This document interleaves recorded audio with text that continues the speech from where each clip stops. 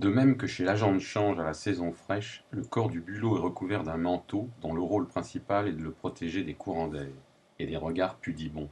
À marée basse, comme dans les milieux bancaires, la nudité n'est pas tolérée. Elle est souvent mal perçue et on s'expose aux foudres de son chef de bureau. C'est pourquoi le bulot préfère rester couvert.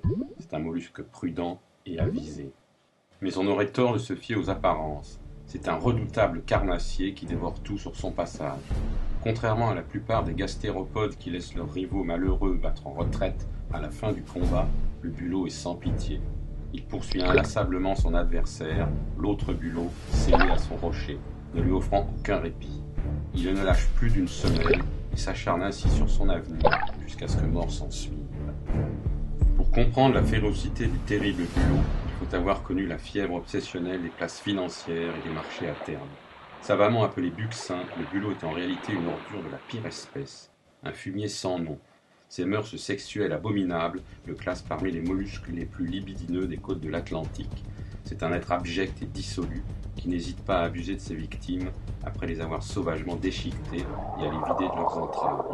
Il est pire que le bigorneau qui spume effrontément sitôt qu'il aperçoit une littorine en goguette. Le bulot est d'une jalousie excessive et ne possède aucune moralité. À la saison des amours, on le soupçonne même de copuler avec l'ennemi afin de satisfaire, entre deux assauts, son penchant pour le stupre et la fornication, avant de le piétiner sous la botte avec rage et détermination.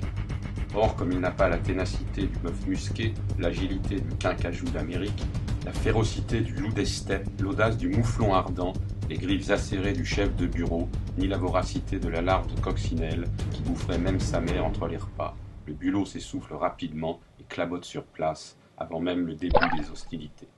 Le malheureux rival est ainsi condamné à périr d'accablement au creux de sa coquille endémique sous les regards flappis de ses semblables. Une drôle d'affaire, en somme.